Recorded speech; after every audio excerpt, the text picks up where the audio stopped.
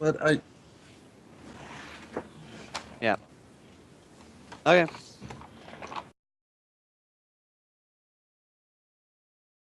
You want What? You want a What? bit of humor? What? It's not very Sure. funny because it's going to set Core and Astia off. Oh, okay. My mic, Good. It's not working? it was muted.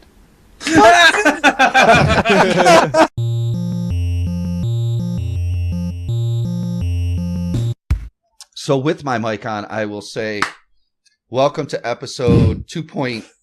2.1.2? Because we're not actually re-rolling. .2. Of the Imperium Insider, featuring diplomacy, or as Astia likes to call it, derplomacy, because we're a bunch of derps. And I am Juntao. I am an officer of diplomacy. This will actually come off better the second time because I'm a little more prepared. And with me again, I have Doopsums. He is actually a military officer, but he is also drinking his beer as the co-host of the Imperium Insider. Hi. Again, Core, Fleet Command Extraordinaire. Boom. Chimera. He is a Fleet Commander Diplomacy. Fleet Commander Diplomacy, yep. Fleet Commander Diplomacy. Astia is also a Fleet Commander of what? We're not quite sure because some of this shit is redacted. And last but absolutely not least is the Officer of Diplomacy Extraordinaire Ryofar, which, as I said, while my microphone was actually muted, that he is the only one that's qualified to be on this fucking show. So, also, if it's not too, like, you know, no homo, bro, but he's also the most handsome. he really No is. shit. Here, No, for sure. seriously. Look at this Yeah. beautiful Yes. curls. I don't mean, know. it's just wonderful. Like we were telling him when my fiance and I met him in Germany, we were telling him if he came to Hong Kong, I would have to literally walk around as his armed guard to keep the ladies off of him. I can see that as being Because the Hong case. Kong women are vicious animals. They are. They eat people. They just... They do. They eat Sounds like a Austrians best anyway. Yep. So, Austrians with- This is our with diplomacy pretty section. curls We're and talking blue bad eyes. about a country right now. Wow. No, What's happening? Really, Dupes. Could you be Well, more it's not tell- really a country, as I understand it. Well, Yeah, it's a special administrative region, and it's so special. it's an administrative region. Yeah. Really? Controversial now. That's the official title of Hong Kong. Is the Hong Kong Special Administrative Region of China. Or sorry, Hong Kong, the Special Administrative Region of the People's Republic of China. Holy hell. That's pretty much his role in diplomacy. Is Take to whatever make the we words say, all line correct it, stretch it to about 4 pages, make sure that And usually about 10 seconds in, we zone out and do something else while he finishes, and then we're wait, how did you guys describe diplomacy the other? It was like literally 2 days ago. You said we write hundreds of documents that no one will ever read, or something like. What did you say?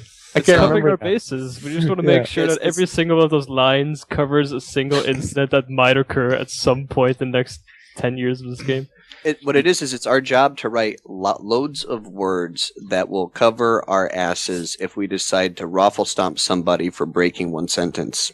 basically, if another org does something wrong, we just tie them up in litigation and let our lawyers handle it. That's funny right there. Yep. So, like I was saying before, while my mic was muted, and we'll actually get on a flow here. Even though I am a diplomatic officer, the fundamental overarching question is going to be, fucking why? Why diplomacy? What's the point? Why not? Why not do it? We know that there's lots of organizations that are built around Star Citizen. We know there's a lot of multi-gaming orgs with a lot of people that are built around Star Citizen, and or that they've built chapters around Star Citizen. So if they're there and they're talking to people, why not talk to them and at least get to know them, and then build up a relationship of some sort, whether it's a hostile one or a friendly one. At least it's better to know when you're flying around who the guy with this tag is probably going to be shooting at. Is it going to be yours, or going to be somebody else, or is he just going to wave and say, hey, what's up, and then pass on? So why not? Most of us do have experiences from previous games. I mean, personally, me not EVE Online, but I know a bunch of guys here have played EVE Online quite excessively, and as we've seen so far for most games, it's necessary. Star Citizen will be very different in a lot of mechanics, gameplay mechanics and such, but I think the organization on diplomatic and political sphere will be quite similar. Well, for a lot of people, that's some of the most interesting aspects of like Eve, for instance. A lot of players that are coming from Eve are coming to Star Citizen, and the whole meta and diplomacy side that was in that game, we imagine is going to be present. But it begs the question, with the game not being done, I would like to think Imperium prides itself on being pretty active for how large we are. But is that kind of the environment out there? Is it kind of hard to find people that are active or organizations that are active currently? Not if you know where to look. If you look at organizations that are posting a bit on RSI and then they have their own forum and generally the process goes, we find an org that looks like they might be interesting. We go to their homepage. If we notice that their homepage has some activity, then we delve a little bit deeper and see if they are actually being very active. Right now there's a lot of people who are in kind of a hibernation mode, but we also have quite a few groups of people that are doing what Imperium is doing, which is people centered around Star Citizen that are still spending a lot of time on TeamSpeak together, chatting with each other, playing other games together like Division and Life is Feudal, and Black Desert Online is becoming a new one for a lot of orgs. So when we know that those people are actively doing stuff in other games so they can stick together for Star Citizen, that's kind of what we're doing right now. So they're effectively doing what we are. So why not talk to them? Why not get to know them? And why not try to build a relationship? So going back to what we were talking about a second ago, like the whole EVE Online thing, is there something to that defines the structure of what we're doing now? Is there a template that we're following? Is it something that we're kind of making up as we go along? I mean, I think you actually have a degree in diplomacy. Yeah. So is that where all of our structure comes from, is from your experience? I thought the degree was in bullshit. Well, diplomacy is generally about 99% bullshit. It's in a potato, right? Right. The fact is like when I came on board, we had a diplomacy setup that was based more off of kind of like the Eve style, because that was what the previous diplomacy officers had been involved with. Like Ryofar and I both came up as diplomacy officers at the same time, and there was some structure to it. There was some treaty types and different agreements and whatnot, so that kind of set the guidelines for it. And then what I did with that is I took that and I turned it into something that was that covered our butts a lot more, that accounted for a lot more complex issues that can arise with video games. And I mean, the fact is like most of this stuff is fiction that we're writing. It's all like fan fiction papers that we're writing for a game that's not even out yet.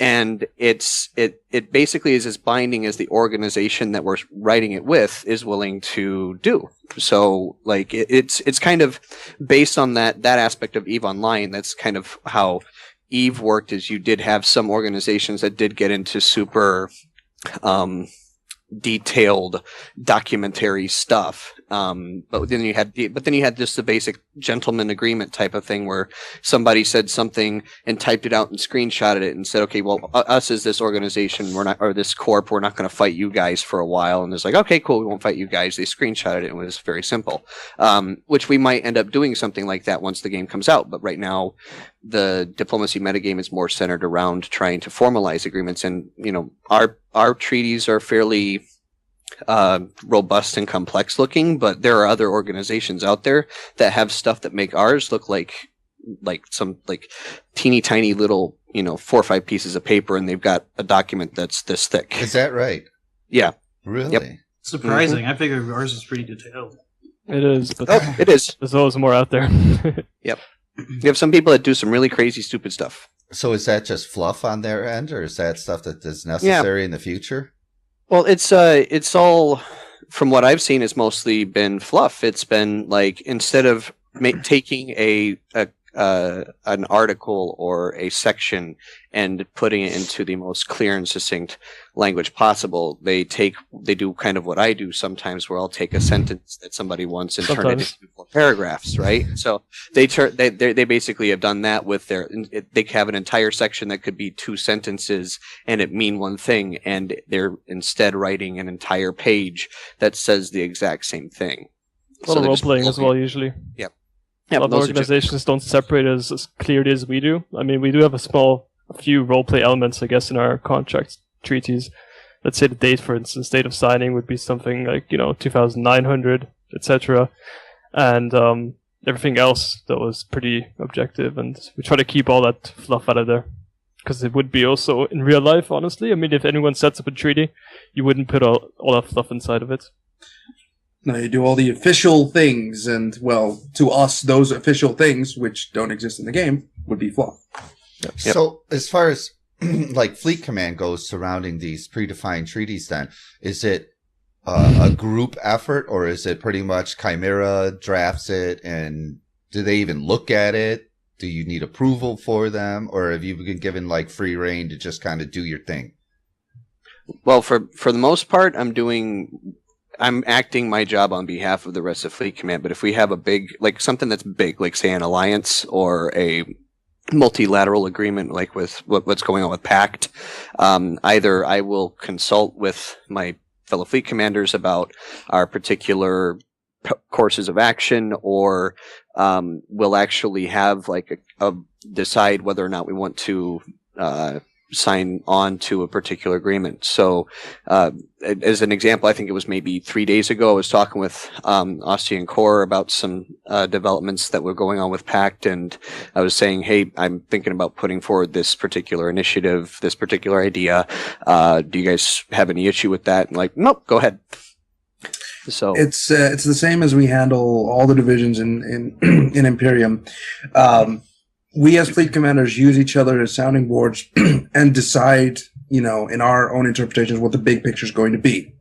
But then each individual fleet commander has the authority to decide what the best choices are to get closer to that bigger picture. So when it comes to signing agreements with other organizations, Chimera almost has free reign to decide these guys will be good, these guys will be bad, because we don't have the time to invest in every single organization because we have our own jobs to do. So that's kind of how it works for every fleet commander.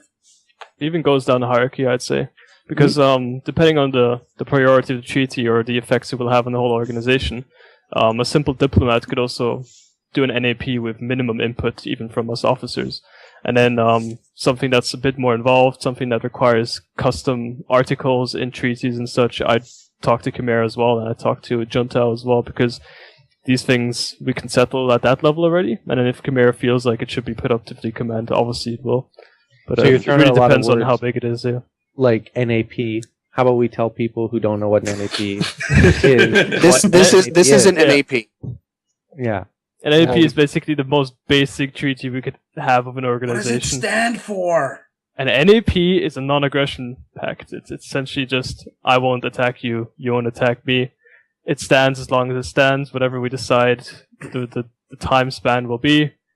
But it's essentially just the basis to build up anything else up from diplomatically. Because once you know, I'm not going to attack you, you're not going to attack me, we can start talking about trade, we can start talking about alliances and all such things, Like, for instance, another organization who doesn't have an NAPOS can attack us at any given time and they would become our enemy, right? But what if an organization that does have an NAP with us attack us at any given time? Doesn't that just apply the same things? Yeah, but the repercussions are greater for them because it's not just that they look aggressive. How, though? They're both our enemies. Yeah, but an NAP means that they said they wouldn't attack us, which obviously it affects their reputation on a wider scale, it's a reputation thing. Yep. So if we've got an NAP signed with XYZ Corporation, and our guys are flying around, and they end up one of their people or some of their people end up vaping some of our miners because they've quote unquote had a claim on a particular minefield or whatever. We have the ability to go to their leadership and say, you have a choice. Either we do a full war deck on you, or you look at your treaty and you discipline those members. If those members aren't disciplined, then we can basically do what we want to do. We could say the treaty is null and void. They broke it. And then if there's any crying or whining or anything that happens on the forums or whatever, we can show, hey, on this side, on this time, at this time, at this place, they wrote down, we're not going to shoot you guys. They shot our people. And so that nullified the treaty and it turned it into a conflict. So, yeah. So we got you here, Chimera, right? Fleet Commander. Yep. you responsible for diplomacy. Then you have Ralphar, who's an officer. And then I've seen it on the forums on Star Citizen Base that you have differences between the diplomats, right? You have a senior diplomat and a regular diplomat, right? So what is a senior just based off of time, or is it based off how many relationships they've built? What's kind of the difference between the two? Well, the senior diplomat is kind of more like kind of a bridge between the regular diplomat and an officer. They help with more of the adminning and paperwork side of things. We have a ton of different treaties that need classified. We got reports that will end up needing to be processed when people are filing them and whatnot.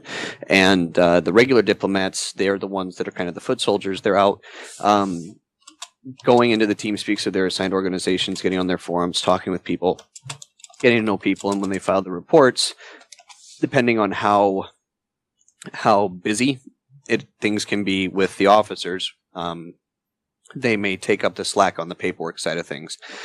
Professional noob who's just changed his handle to what? What was it? Hudut. Hudut? Okay. Hudut. Hudut. Yeah. Is that something he adopted from being in Kenya for 6 months? I don't Probably. know. Probably heard I don't something. But when he said Hudut, all I thought was Durka. But anyway, Team America, Police, awesome movie. Watch it. Just don't see the director's cut unless you want to be disturbed.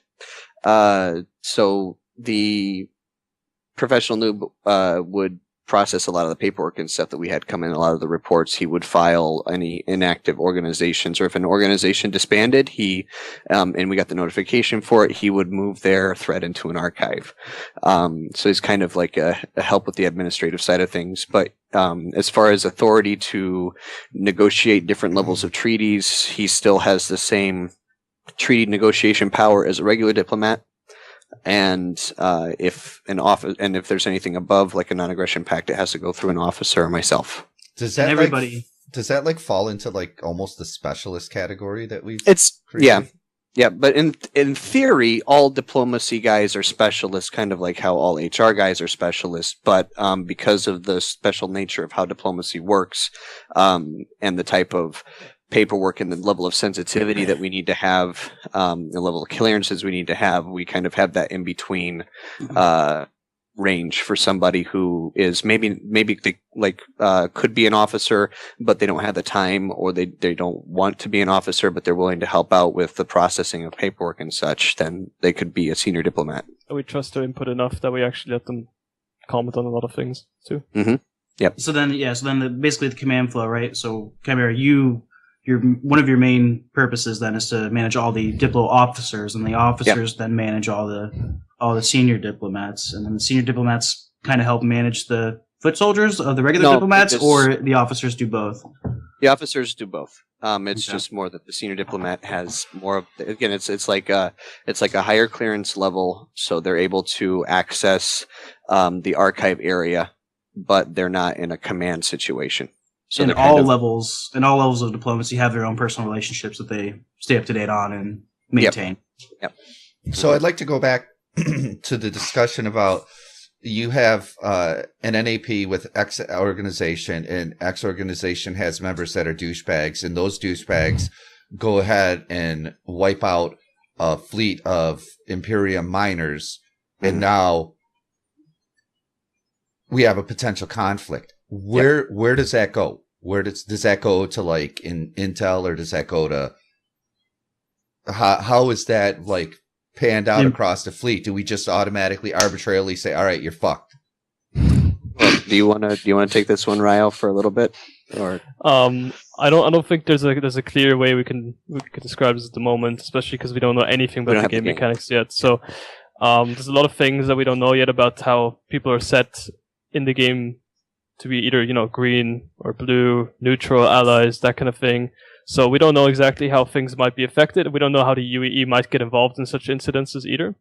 So it depends on the organization. It depends on the severity of the transgression that they did. And obviously, if Ostia knows something, if Core or anyone has any, or obviously Doopsums, military officer here, knows about any strategic points, we'll let them know, because we always have to cover our backs. We have to cover our asses, because this could be just the beginning of something. This could be a incident that just happened. So diplomacy would obviously contact whoever was involved, first of all, find out what was happening. Is this war? Is this just an incident that happened by mistake?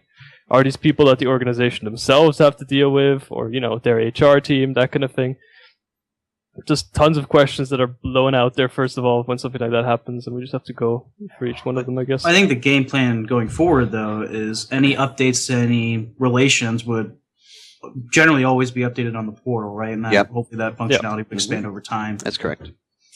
So but in an ideal world, the process would be basically we get a report through our mission system that our mining group got vaped by these guys.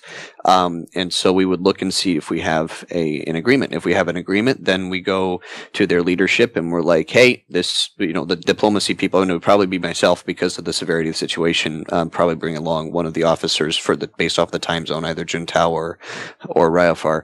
And basically sit down with them, say, this is what we had happen. You have this agreement with us. This is unacceptable. What are you going to do to fix the problem?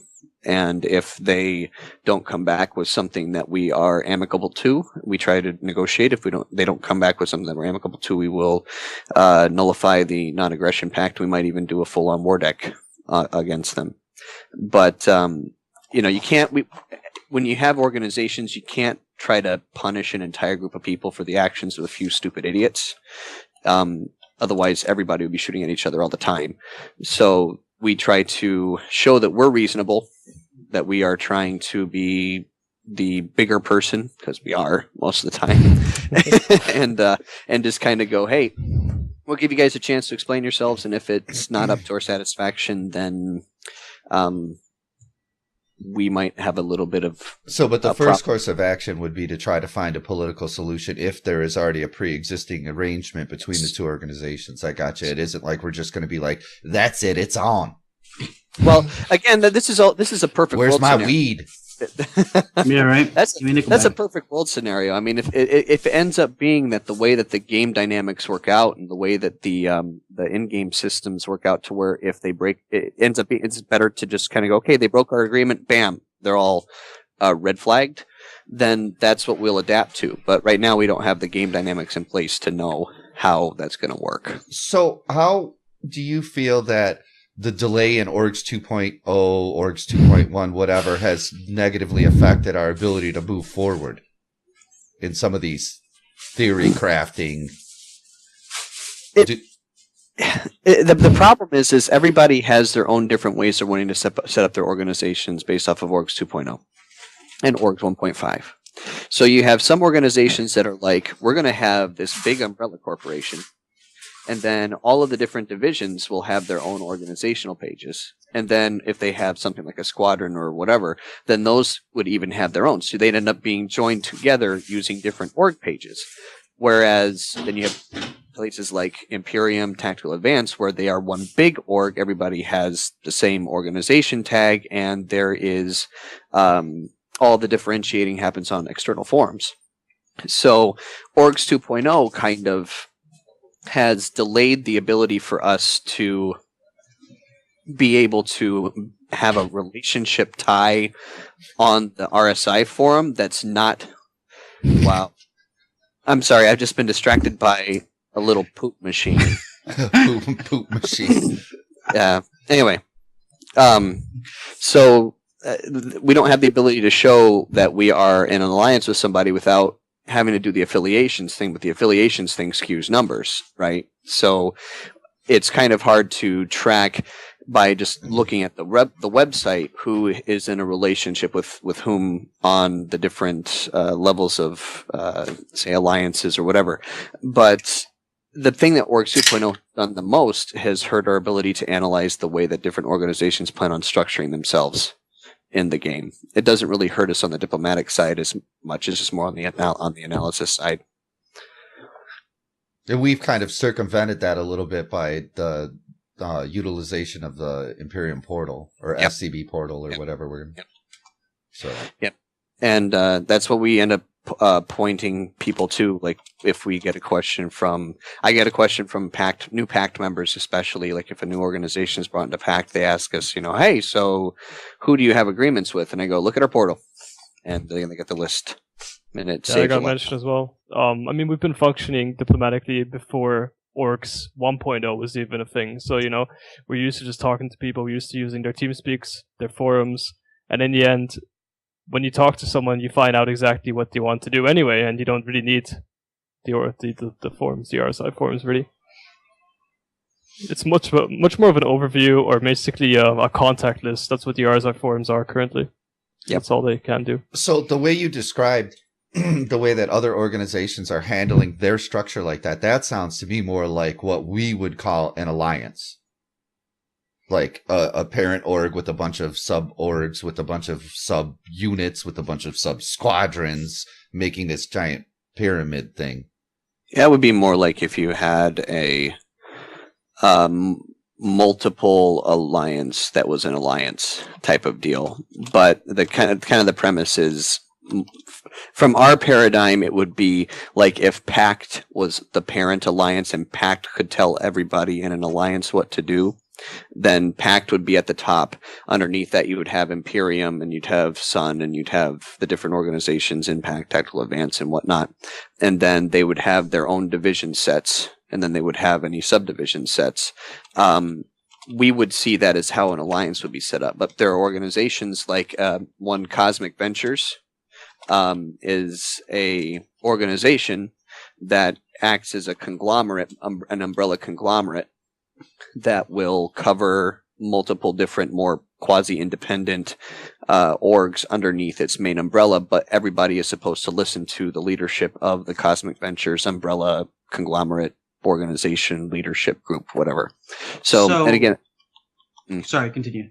No, I was just saying again, that's where the confusion lies, is trying to figure out how this stuff is going to get structured with different organizations that don't follow how Imperium does it. So is there like a flip side to PACT? Is there like an evil PACT, for instance? So, and like, what is that? Like, is there one? There really isn't an alliance of people that are It's called PAP, Pact Against Pact. Well, I know what you're saying though, since PACT is like on the quote unquote the lawful good side. Right. Wouldn't there be a bad side? There was an attempt, I forget the name of it now. There was an attempt to kind of try to create kind of like a piratey org alliance that would be the counter PACT. But that never flew because you have too many. The mentalities of those people. You're saying that the pirates couldn't get together and settle down? No, they couldn't. They couldn't get together. And work together as pirates? I mean, that is Pirates of the Caribbean. It's a shame. Yeah, they just couldn't make it work. However, there are a couple of like alliance groups that are kind of they follow the same like lawful good idea, but they either want to be a more directive, like when someone joins the alliance, then they basically give their ability to run the organization how they want to over to the alliance leadership if the alliance leadership so decides it, or ones that are basically pure trade focused. So you have 2-star alliances. There's 2 of them. One is star without periods and one is star with periods. And I know, right? So those 2, one of them is a trade-focused conglomeration of people, and the other one is one where, based off of their documentation, which was something like 50 pages long, any organization that joined up with the alliance was required to allow the alliance to tell them what to do all the way down to the membership level, if the alliance decided to do so. And that's not how PACT is, and that's not how most people in PACT want to operate. So most of the people in PACT don't have turned down that the more stringent Star Alliance, and as far as I know, there aren't any current PACT members that are also part of the other Star Alliance. So those are just PACT functions as more of a bunch of sovereign states. Yeah, it's more like the UN more than anything else. It's like a yes. Thank you for the sound effect there, buddy. Okay, I have my cat here. Sorry. The PACT acts more like the UN in that you have a bunch of states that are supposed to be working together for possible initiatives, like if a pirate organization has specifically targeted Imperium and we want to have buddies come and help us, we can say, hey, PACT people, would you like to come and help us? And if the PACT people say, sure, we would like to come and help you, then it becomes a PACT initiative. And then it moves on from there. But if you have, say, 3 or 4 organizations in PACT that are like, well, you guys can go ahead and do that, but we don't want to take any part of it, they're not required to actually pitch in at all, even though they might be caught in the crossfire. So it's very kind of a very it kind of reminds me of like a gentleman's club that's like, oh, shall we go out and hunt foxes today? 4 people say yes. The other 4 people say no. And so the 4 people who say yes go out and hunt the foxes. And the ones who say no go out and just get drunk, whatever. I don't know. Half of them will say, oh, no, I'm cream cracked, mate. So that leads me to two separate questions. The first question is, do you think that the size of Imperium is a possible benefit and deterrent to interaction with other organizations? Like, people will look at us and say, you're just too big. F that. Or the other way, yeah, you're really big, we want to be your friend. We end up having more of the second one than the first one. We don't have very many organizations that will say, oh, Imperium is so big, we're intimidated by you, we don't want to talk to you. But we have a lot of groups that are 5-man, 10-man, 20-man, or even up to upwards of 50+ people organizations that will show up on the forums and be like, hey, Imperium is this nice big group of people. We'd like to build a friendship with you guys. What do you think? We've had skepticism before, though.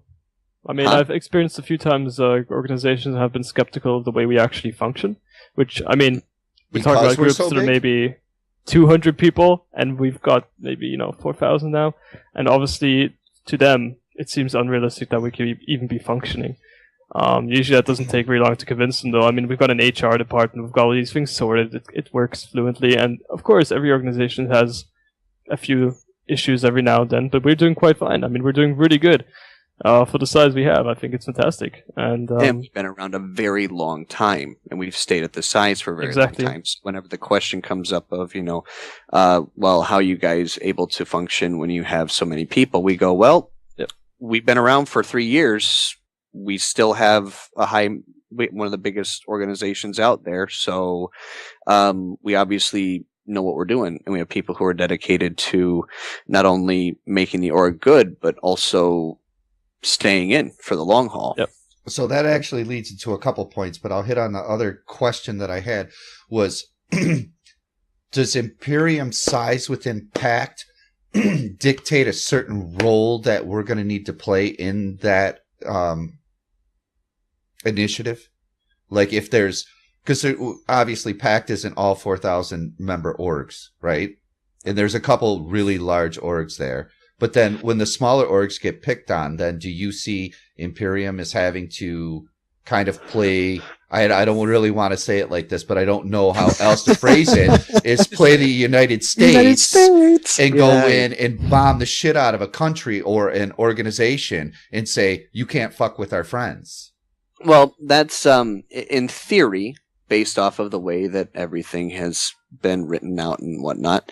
In theory, Imperium holds no greater position or role or sway than any other org in the entire PACT initiative.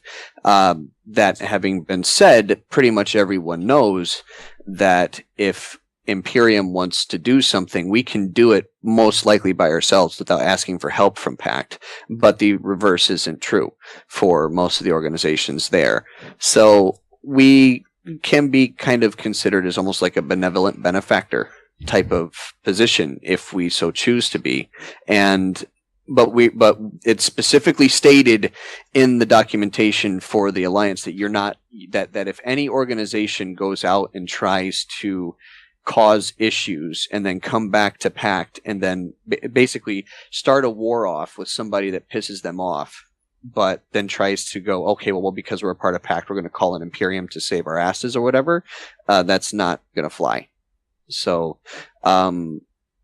everything has, we've kind of counterweighted it in the way that the treaties have been written out and whatnot, so that we're not going to be considered as the savior of everybody unless we decided we wanted to be.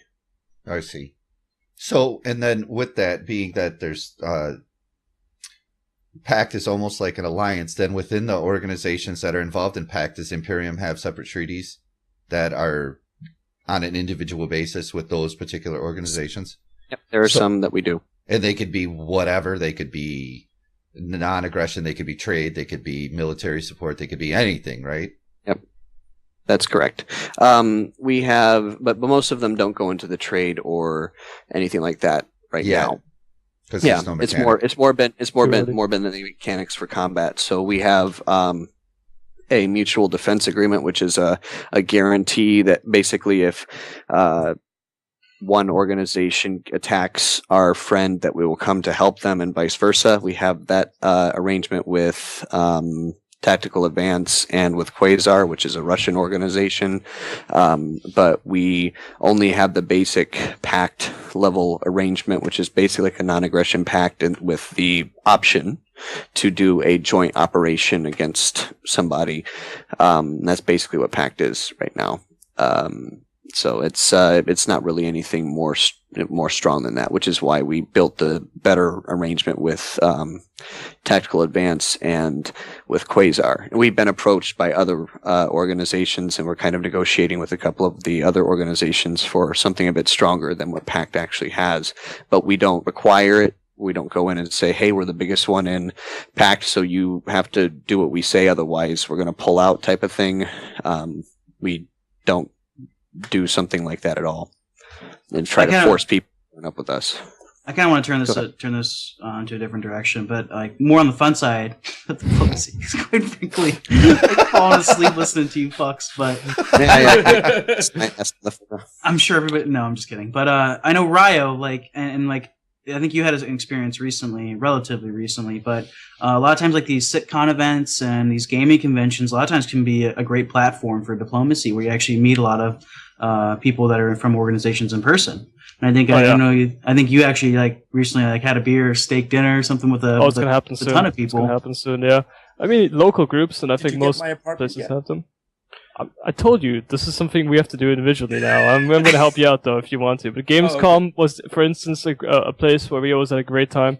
Also diplomatically, obviously, it's very nice to talk over a beer and some food instead of just talking in the dry TeamSpeak or in forums, because face to face it's just completely different. And you don't have a diplomacy business card. Be like, this is my contact info.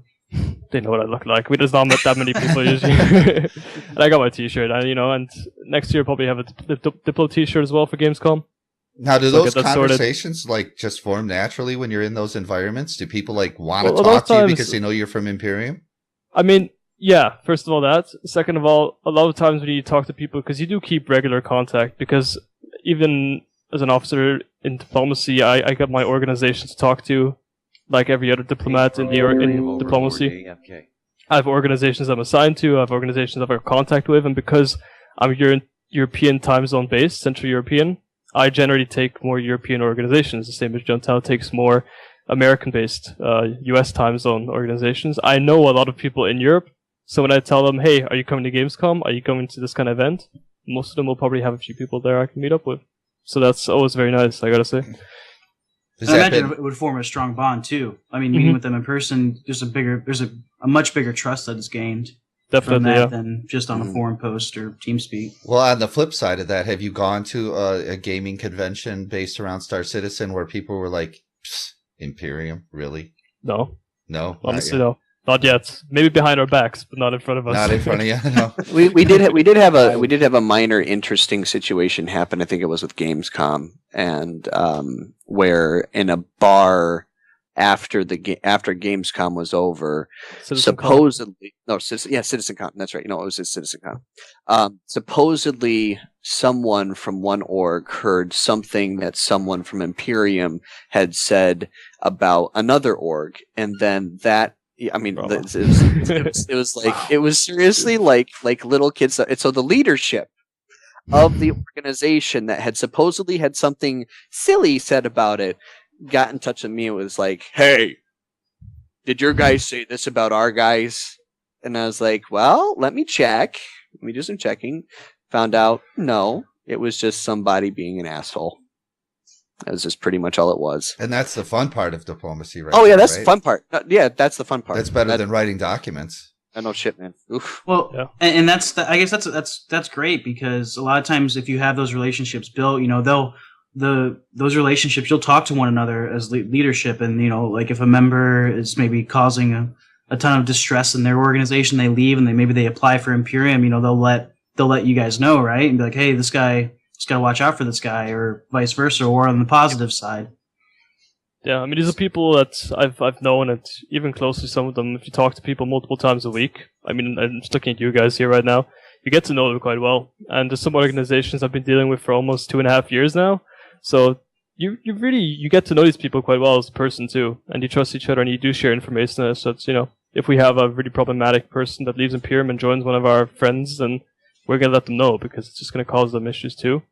And it's a favor they can return, So on that note, obviously, I don't know how much about intelligence I'm going to let out, but we obviously have an intelligence division that its purpose is to gather intel, basically, like any other intelligence division. Now, do they share information with diplomacy and say, hey, such and such is going on, contact your member organizations, let them know that this is a problem or this is a potential problem? Does that kind of interaction happen? Yeah, periodically, and depending on what it is, and depending on, I'm sure Chimaera would say, the level of engagement we have with the other org, right? Yep. So it really depends. On the grand scale, like out of all the orgs, no, not really. No, it doesn't very happen few as select often. ones. Yeah, and it's it's only typically if they come to us and say something, ask for the help. Otherwise, we're not just going and sharing. Volunteering. Yeah, Okay. we're not volunteering that information. So, but yeah, it does happen sometimes when it's necessary. I mean, it has to benefit both sides, and honestly, building a relationship is a benefit to us. So sometimes that's why things like that are done. But yeah, I mean, it will go that route later, right? When there's something to tell people, right? Right now, there's just a lot of Talk. It's a lot of talk. Yep. Yeah, a lot of Now, talk. there might be a situation where something will come up, like the aforementioned he said, she said back and forth, where I might ask Intel if they happen to know anything about this person or a person involved. And if they do, they'll determine that they want to let me know. They'll let me know. If they don't, then they'll just say, sorry, I got nothing. So it's just, it's kind of just a feedback, end of things. A lot of the orgs we deal with also don't have a lot of the resources put into Intel, so as far as we know, as far as we see. But we're talking about organizations that generally, I mean, we're talking about the 10% rule of activity in most organizations, and it doesn't leave that many people active in a lot of organizations too. Well, when they're Divide 50-man Intel. orgs or 200-man orgs, you're cutting that down to 10%. That's a pretty small number of active participants. And there is a cutoff, right? I mean, will you guys not talk to some if they're a certain size? It's not that we won't talk to them. It's just that we don't plan on wanting to develop a formal relationship. Like, they can pop on the forum, they can pop on our TeamSpeak and chit chat and whatnot, but we're not going to sign any documents with organizations that are generally fewer than about 40 to 50 people. And the reasoning behind that is because we've seen many of those little organizations just explode and disappear in a matter of like a day or two. And Why put the effort? Yeah, why put the effort into something like that when you have organizations that are going to, like, you have 40 people and then two of their command people end up getting an ego trip, and then they split off and they take half the people with them. Then you have a situation where we have an agreement that's been signed with one organization, but how do we treat the other organization now that it's been split off? I mean, So it comes should down we to try- stability. Yeah, it's just, generally the larger organizations tend to be a lot more stable. I think we've seen one major meltdown of a massive organization in the entirety of Star Citizen's inception. And by massive, I mean more than like 1,000 people, and that was with Blue Horizon. But we see meltdowns every day of organizations that are between, 30 to 50 people. Well, there's just not enough activity in those smaller organizations to keep their active player base engaged, so they're going to find somewhere else to call home. And I don't know if this is appropriate to say or not, and it can be edited out later if not, but we've had the discussion that why would we actively interact with organizations that are smaller than our general unit size? Because we don't know where they're going to be at. Well, we could just approach them and attempt to absorb them into Imperium and let their organization exist as a unit within inside Imperium.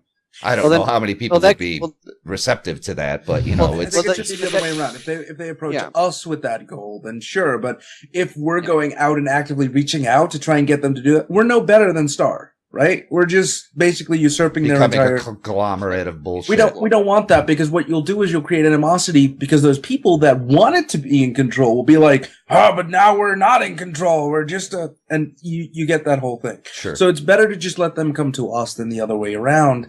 And that sounds like an invitation. Yeah. Well, and that's the thing. We've never done that. That's never been our thing. We've never been reaching out to people, outside of just, this is us, this is what we do. If you're like this, then join us. If you don't like this, don't join us. We don't care. Yep. I mean, the fact is that we've had like back before we had the unit limit sizes and whatnot, we did have organizations that joined up wanting to be able to be a mini org within Imperium, and those never lasted long, because the people who were in their leadership positions just wanted to maintain the same level of control and to give the orders out and set all the policies for their group of people. But that's not how we operate. We're not a organization with a bunch of mini orgs. We are Imperium, and Imperium first. So that's why we generally would separate from those people, or if those people did come to us as a larger group, we would let them know up front what the processes were and what authority or lack thereof they would actually have. And most of the time, that's the biggest deterrent. They'd be like, oh, so what could I do as a squadron leader or as a unit leader? What can I do? How can I order people around? And they'd be like, you can't. And that immediately makes a lot of go, oh, okay, thank you very much, and they turn around and leave. Well, and for people that don't understand that, you actually have to understand the hierarchy of the way that Imperium is set up, and it's all available on the wiki. Manual too. You can see how it's built, and it makes sense when you actually analyze it. The way that it's put together, it makes a whole hell of a lot of sense. So we can't really circumvent that too much otherwise. Someone fill the seat, quick! He's got to go. We need a seat filler. Oh, he had to let the dog out. So moving on to the next natural topic would be alliances. Mm-hmm. So obviously we've discussed PACT in relatively great detail. Yep. What else is there to talk about for alliances with Imperium? Are we in multiple alliances? Are we planning on being in multiple alliances? Is there the possibility of us being in, let's just say, I'll just throw a number out, like 10 different alliances of different organizations with different subsets of rules and all this other craziness? It all depends on the way that the game dynamics work out, because if they don't have an alliance-based system with a robust control dynamic or identification dynamic, then there's really no point in trying to get into super formal arrangements. Like the only full-on alliance that we have right now, in a sense that people would understand, is with, as like I said during the report, is with the guys from ARMD, because they're an Australian group, they're a PMC group, and it's as far as a full-on alliance, it's like a full-on alliance. They come and help us, and we compensate them for the weapons that they shoot, basically. So they're kind of not ammo. Just saying. Just throw guns at them. They throw and guns. weapons. Yeah. Fine. We compensate them for the effort that they put in to help secure our shit while we're asleep. There we go. Yeah. Look, you're the guy that writes pages out of. Yes, I'm I'm trying to keep it simplified, man. I mean, this is supposed to be the funner one, and we're already at what, like over. Fuck. Are we over an hour? I don't know. You should know, Junta. Quite a while. We're doing pretty good. It doesn't matter. It's pretty. Well, if we remember our 2 fuck ups at the beginning, I'm pretty sure. Wait a And second. 40 Are you minutes. concerned about the time investment you're putting into this as diplomacy guys who go and talk to 30-man orgs? Are you really worried about the time investment? You are a fleet commander in a 4,000-person org for a game that won't come out for 4 years, and you are worried about the time investment right now. I'm not worried about a time investment. I was just trying to make sure that everybody else was okay. Well, we I just mean, gotta. Over. I I'm could fine. I could doing like strippers right now at a bachelor party, Well, but no, yeah, I was but why aren't we haven't touched on that yet. I was gonna Yeah, hit on that yeah. right now, right? Thank you. For those of you watching, technically, this is Chimaeras' fucking bachelor party. That's so sad. His that's future why I'm wife. drinking beer, Where's your right? future wife? She's out at her Bachelorette. bachelorette party or bridesmaid reception. and she's or a Poor whatever. out Chimera now. got left here with us. And he got the Yes. cats and us for his and beer for his bachelor Yeah, party. cats and beer. So sorry. Yeah, I know. But that's what So happens sorry. when you live overseas with a bunch of, you don't have a lot of people that are really worth it. So, yeah. Anyway, so I'm back depressed. off. I'm depressed. Off Everyone the is now top. depressed. Chimera. Yeah, thanks. Way to bring the mood down. Way to bring the mood down. He's got his beer and his cats. Don't worry about him. Yeah. No, so going back around to the whole alliances thing, like we have the Australasian Royal Mercenary Division (ARMD) guys that we're in alliance with, and for the other ones, like we've toyed with the idea of setting up a multilateral, more like direct alliance in like the Eve sense, where like if they declare war on one of our buddies, then we will declare war as like just a trigger. Or and vice versa. If somebody declares war on us, then our friends will declare war, and it's a requirement type of a thing. But we really don't know what the dynamics of how alliances are going to be run and what they actually mean for Star Citizen to put the time and effort. And to be frank, long meetings of boring talk while people posture into creating the type of documentation necessary to make everybody feel like they're getting something out of it. So, yeah. The short answer is 1. One armed. Correct Yes. answer is 42. Well, that's the answer for everything. But that's Should be different. 42. So It's a short answer though. for everybody in this conversation, then I generally play the optimist. Everybody knows that. I'm pretty optimistic about the direction of Star Citizen, the direction of CIG. Being that the level of fidelity of the game itself is going to be so great, are you optimistic that the level of fidelity in the systems that they develop to support these organizations that they kind of developed, right? The org page and all that shit. Are you guys not optimistic that they're going to provide us with the tools necessary to facilitate all this shit we're talking about? And that's why we pushed for the existence of our tech department to create the portal and mission system and all these other tools. That's why we're doing it, because we're like, fuck, CIG don't have their shit together. Okay. That's a fair enough. Reading my That's fair screen enough. very fast. We'll fast forward it real quick. It is going to go like It's a very this. uncertain at the moment, and Turbulent has not really provided us. I mean, I don't want to get into it, honestly. But For there's too many anyone from Turbulent or uncertainties. CIG Oh, that might be so bored that they would watch But they're this, actually paying attention to this shit. You need We're to not very fix your happy. stuff.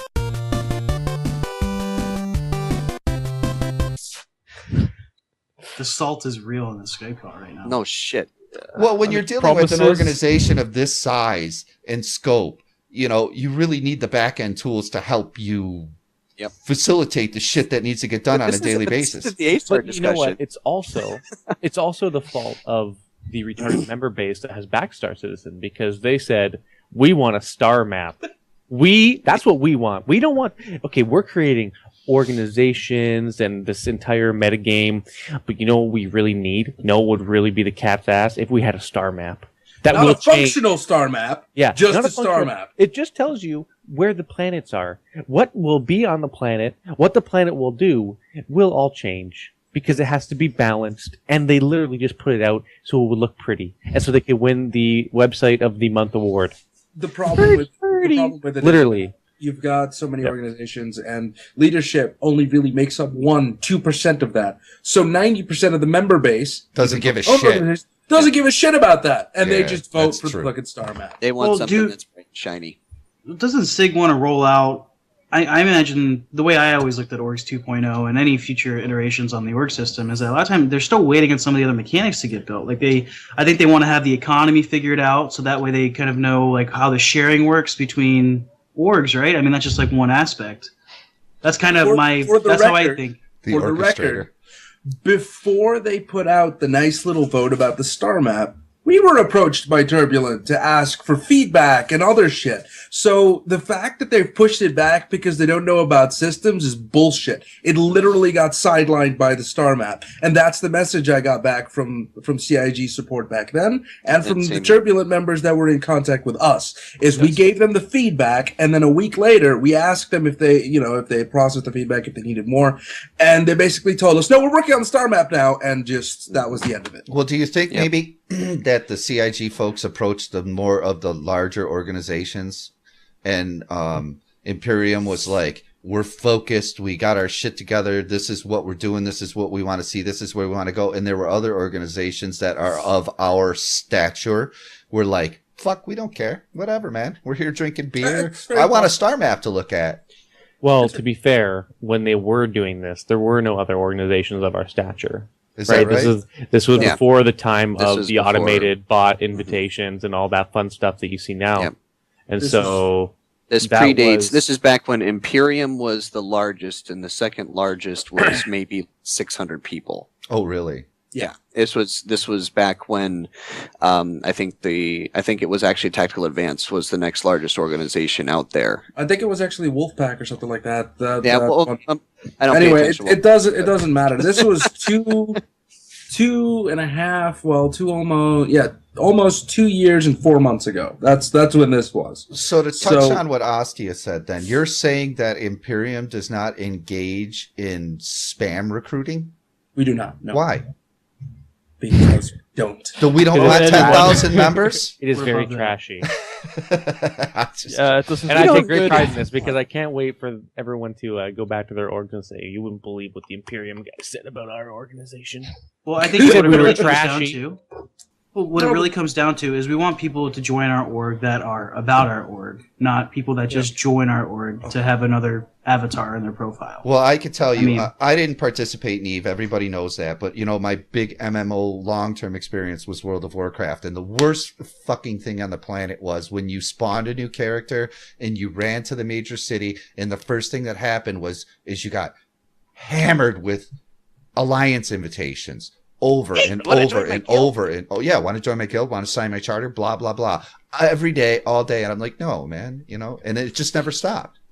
Mhm. So I see what you're saying though. It's the same thing here. It's just like, you see a face without a tag on it, even with a tag on it, which is actually really tacky. That you're sending org invitations to people who are already in organizations. Well, and if you look at any, we'll take the World of Warcraft example. There were large orgs that spam recruited, right? You always saw that guild in there that was like recruiting all members, doesn't matter, no level requirement, no, we just go out and do dungeons. And then you had orgs or guilds, I should say, that were top tier rating guilds, and you couldn't get into them without not only applying, but passing preliminary tests by going on raids with them and performing. Right? You actually had to perform well to join, or you weren't accepted because they had a limited amount of slots. So it won't exactly be like that in Star Citizen, but we have somewhere in between where it's like, okay, you want to join? Here's everything about Imperium. Take this 15 answer test and display that you understand what our org is about at the very most basic level. And if you can do that, then you can join. But we have commitment levels. Like the way our structure is it's outlined so that, the less committed people, more casual people can contribute. But Imperium is a hardcore guild or organization. And we have, I guess, a tiered process for people who commit more.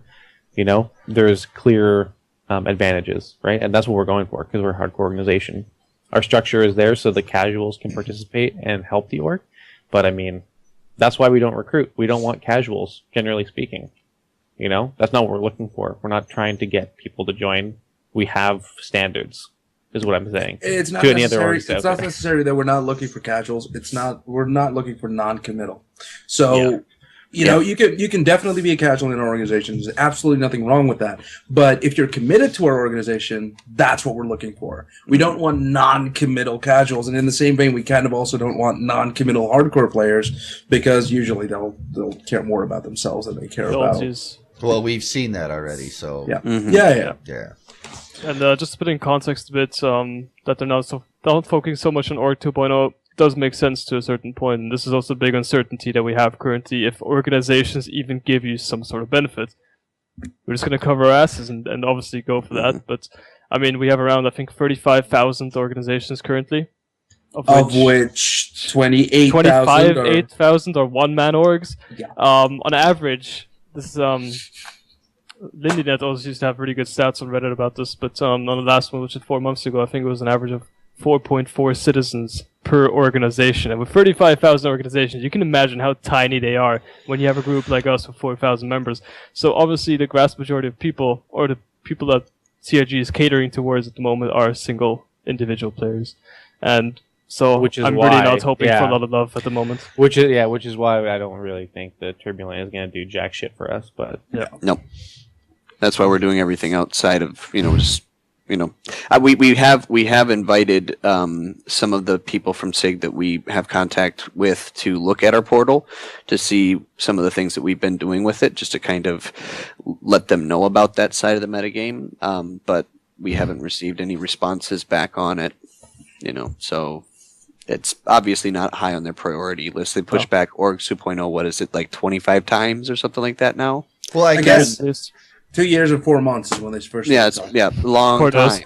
yeah, but I'm guessing too, in the grand scheme of things, maybe in the game development that we're doing, but you can't get like thousands of people in the frickin' field at one point in time, so the interaction level isn't even there yet.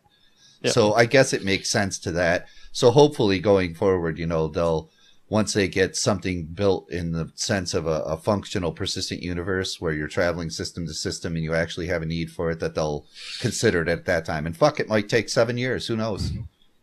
But at least Imperium on the back end, we have our own systems that actually do function.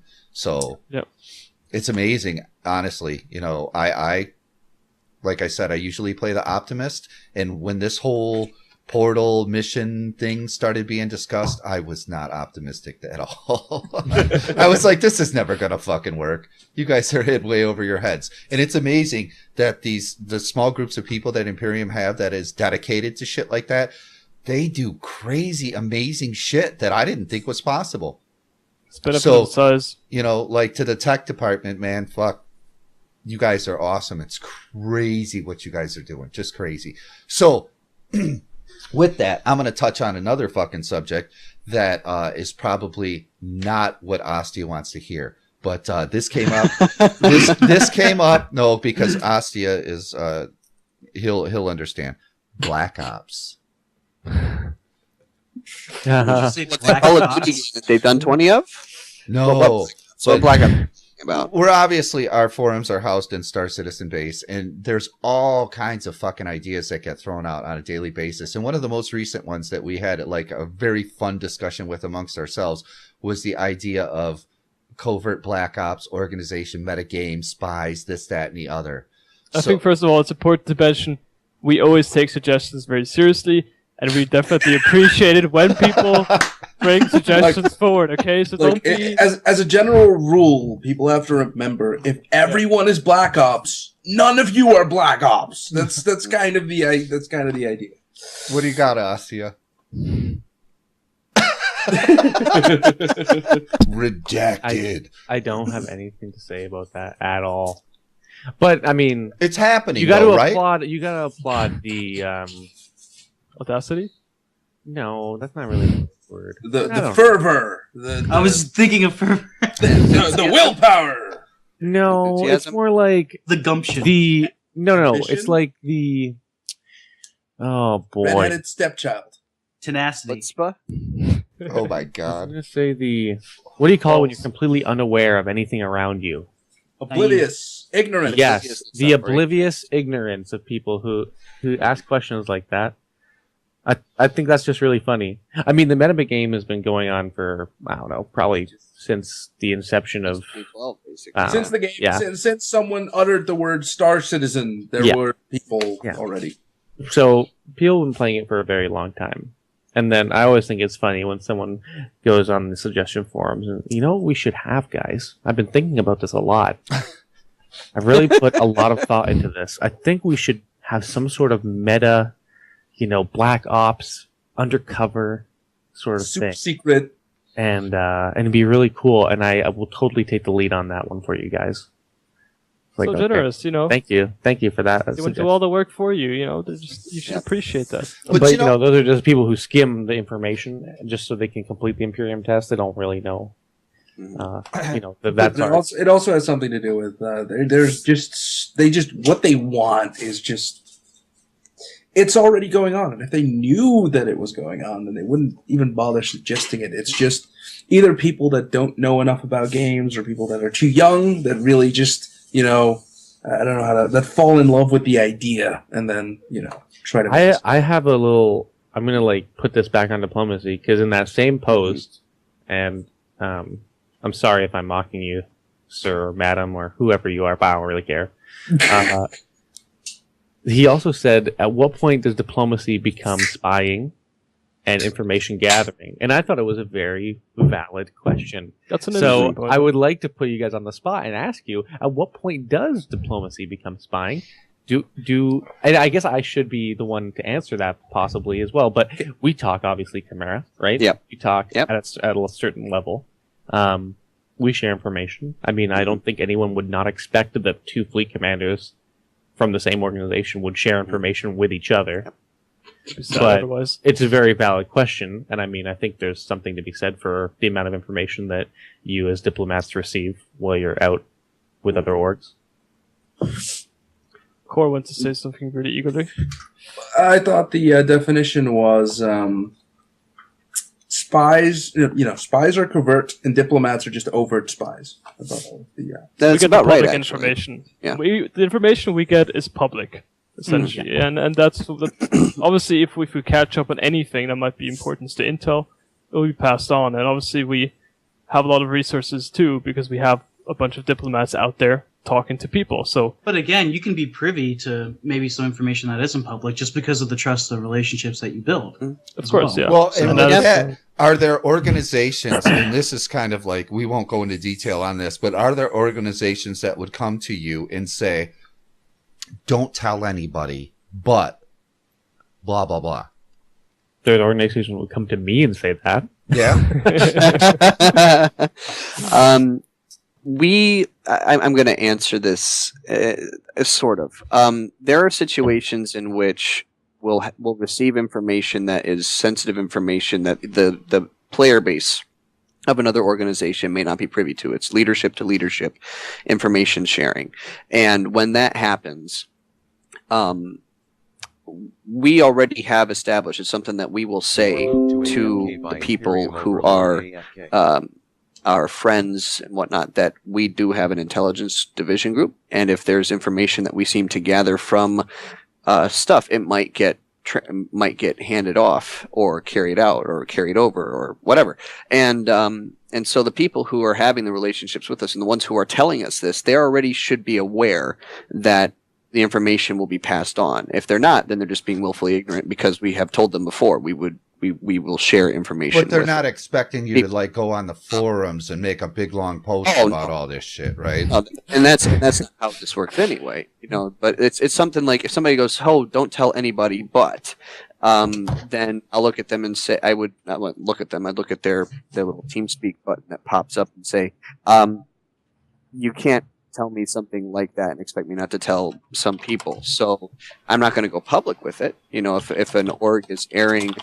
If a leadership member is airing some frustrations that they're having with another leadership on a private basis, that's not something that I'm going to go posting about, but that information might be passed on to someone like, Asti or whomever, or just as a way of saying, hey, by the way, just in case there is any types of problems with, say, this organization's leadership, it's probably rooted in this. It's common sense, really. I mean, obviously, we don't want to misuse trust that we gained through hard work and years of, interaction. So we're not going to risk that, but it's not going to stay within me. We have an organization for a reason. Well, and on the flip side of the coin, we do have organizations that will come to us and be like, hey, so we're running into this problem. We're wondering if Imperium might have have experienced this before. What have you guys done to try to figure this out or whatever? And we'll provide some advice, and that builds us a lot of friendships with people. So, but we do end up passing on that information to Fleet Command as well. And or the rest of Fleet Command and to Asti and whatnot. And even to maybe the rest of the diplomats in case they hear about it from another org, they'll have some context. So I know the first episode of The Insider, we had Team Orange on, right, talking about HR. And I know in the monthly report you guys covered a little bit as far as, like how to get involved with diplomacy. Besides obviously just the general application, what that application says, like what traits are you looking for in members? Because obviously, like in our part of being an Imperium, right, is, we can't have members that go out and do their own diplomatic relations on their own, right? They have to be part of diplomacy to do it. So obviously that aspect of, like testing yourself to show that, hey, I can do it isn't necessarily the right route to go. So what do you guys kind of look for people that, want to get possibly if diplomacy is what they want to do? How do you find those people, and how those people kind of make themselves get noticed? Ryle, you can start off if you want enough. Sure. I mean, there's a few pretty obvious things we require for diplomacy, which should first of all obviously be language skills. We want people to be able to talk enough English to interact with us. There's a few organizations out there that have languages we don't speak personally. We're talking about Spanish, Russian, French, all sorts of stuff. But we need to be able to communicate with our diplomats ourselves personally. So language is very important. Reliability, we need to know when you're there. We need you to do your work. And they have to enjoy what they're doing. And that's pretty much all we necessarily require. I mean, that these people are trustworthy should be a given. And that they should have spent a bit of time in Imperium. We usually take around 3 months being the cutoff. So they are familiar with the organization itself and can represent us. Because if they don't know who we are, if they don't know what we stand for, how we work, how are they going to present that to anyone else? So those are pretty much the essentials. And other than that, if you're charming, it helps because you want to talk to these people and get them to like you as well. Well, on that note, how did I get here? You're charming. I have none of the above qualities mentioned. I don't. Fucking luck. Doopsums points that out every day. Yeah, just for the record, like when we say 3 months is the minimum amount of time you need to be in Imperium, we usually say that to see what that person does in those 3 months. And it gives us time to look at them. But someone who is active from day one and contributes a lot and knows how the system works and, makes sure that they're always active has a very good shot of waiving the 3 month time limit. It's interesting though, because a lot of the time when people see that they need to be in Imperium for 3 months before they can get promoted, what they'll do is absolutely fuck all. And that's exactly, that tells us that's what you're going to do when we promote you. So it's like, yep. Mm-hmm. So, but just to kind of emphasize something that Ryafar said, the communication side of it is the most important thing. If you cannot write in a cohesive manner that is capable of communicating what you're trying to communicate, and if you cannot talk in a way that people are going to be able to understand, and you cannot express yourself well, then it's not going to do well for you to be representing Imperium. That's big. Diplomacy is 99% communication, 1% negotiation is basically how it works. So if you're a good communicator, if you're good at writing, if you're able to express yourself well, both verbally and in written form, and your English level, because let's face it, most of the organizations out there either are speaking English as their primary language or they have a lot of English speakers as people who are speaking English as a second or third language, and the fact that our organization is primarily an English-speaking organization, you need to be able to communicate well enough in English to be able to represent us well. So that's the biggest thing to emphasize there. But is like communication. English being your primary language isn't necessarily a requirement. It's just the ability to like communicate. Communicate well with it. Yep. And just because you struggle with words sometimes doesn't preclude you from being considered, you know. Mm-hmm. So, okay. Yep. We don't require an IELTS score. No. I mean, you can imagine our diplomats are being sent out, and a lot of the work they do is individually. It's what they do in their time. It has nothing to do with us, except that they report back to us a lot of times and keep us in the loop. You know. Well, that's another important point to consider. Is you're really looking for people that can that are self-starters, that can work independently, that understand the overarching goal and just go and fucking do it. Yep. Yeah. Yep. Don't sit there and wait for June Tower Ryofar to say, you guys want to update your orgs? Yeah. Like soon, maybe. You know what diplomacy reminds me of? It reminds me of like being in sales and like having your own book of business, right? But you have your own book of orgs that you manage. I mean, true, but right, you're not selling the orgs or anything or making profit. You're just maintaining relationships. So it's kind of how I always look at it. Well, technically, to a certain extent, you have to be able to sell Imperium, and you have to understand what the purchase is on the other end that you're looking at, and because sometimes you'll go look at an org, and it won't have a mutual value to either Imperium or the other org to even engage it. So you have to be able to determine that, and with that, you need to know what the hell the goals of Imperium are. Yep. With that, you need to read the COC and understand it. Mm-hmm. Which And live every by it. member, COC, we push this every time we come out. COC, big deal. It's a really big deal. A lot of thought went into that crap. A lot of thought went into the wiki. Whoa, it's not crap. Shut up. That's Detroit coming out of me. Sorry. HR, Team Orange, as Doopsums puts it, is not here anymore. So screw the COC. I would prefer if every member would just be logical. Oh, you mean don't be a dick as a rule? Oh, well, I didn't read that. Well, I never read that anywhere, so I can be a dick. Itself, that's not how it works. I would rather people just use common sense, be a normal human being, be reasonable, and instead of understanding what the COC says verbatim at every single little line, understand how the fleet works. That would be much better. Because if you knew how the fleet worked, you would know what you should and should not do, generally speaking. And then the other rules inside the COC is just general human behavior and interaction protocols, which, again, people on the internet seem to lack all the time. But hence the if need you've ever for that gone outside document. before, pretend you're outside. Pretend you are outside in real life next to people you're interacting with. So, because, if you're acting sometimes the way you would act online, in real life, everyone is really nice. But you display a certain level of respect. Otherwise, you're going to get knocked the fuck out. It goes back to the COC being written rules the same way as we use treaties, Yeah. So when you ban someone, you can say, here, this is why you got banned. No, and that's the thing. Like we have had situations where we've gone to organizations and like we just want to have like a gentleman's agreement, a little verbal thing to show that we're not going to go after each other. And I go, I would love to do that, but I honestly can't guarantee that you're going to control your members, and you can't guarantee that you're going to control your members. And there could be some of my members that do something stupid. So let's have something in writing, please. And most of the time they agree with that because they all know that there are going to be some people in their organization that are going to go off and do something just absolutely fucking stupid that could end up hurting the rest of the people. And so they end up having a chat with us and we sit down and iron out something and sign it. It goes quite fast actually nowadays. We'll just add that. I mean, before a lot of the treaties were almost custom made for a lot of organizations, and now we've got NAPs that, templates, exactly. You add all the information in, all the relevant stuff, and then sign it, and you essentially have it already. Yep. NAPs especially, aggression pacts are one of the simplest and easiest ones to do. This was a very long episode. It's going to require a lot of editing. Yeah. Very good.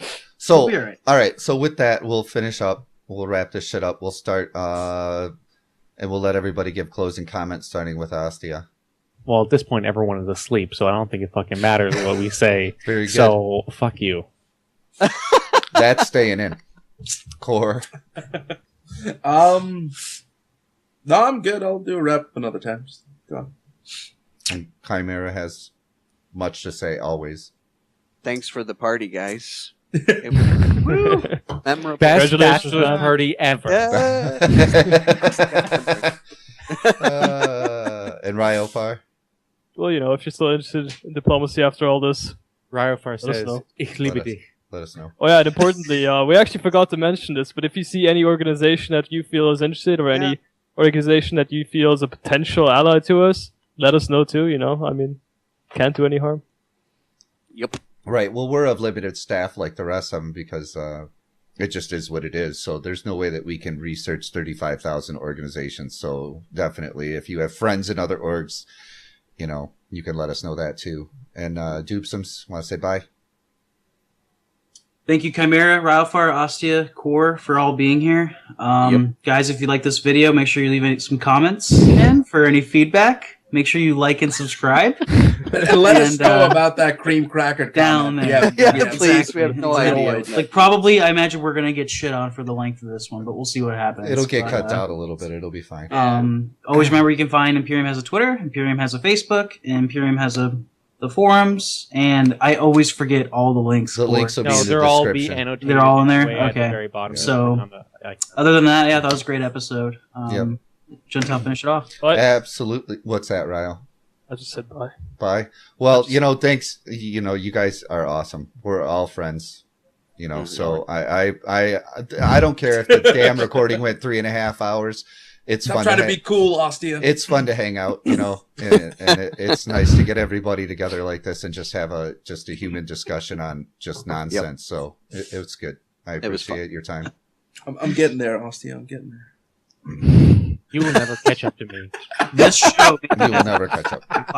Everyone in the fleet said, "Oh, hey, Oscar is bald." Only partially. Only part. But you know what But I that mean, does? it's It still allows your good. brain to breathe so you think very well. Oh, that is such bullshit. Better cooling. It allows the air to Look at reach me. all parts of my gigantic head, which is good at cooling effect. Rogaines never worked for you, has it? I never tried it. What's the point? You know what? I think it's going to be the George Costanza situation where cream, it just smells. Does anyone know that episode? And every time Elaine comes over, he's attracted to Elaine in this episode. So he's like, every time Elaine's coming over and he goes and washes it all off. And then he comes out and he's like, oh no, Elaine's not coming. She changed her mind. And he goes back in and puts it all, his stinky cream back on. And then he wears, what does he wear? He wears like a top hat or like something Red hat? ridiculous. Was it the red hat? I forget what he wears. Anyway, it's fantastic. He gets this cream from China. Maybe I'll get it from Chimera.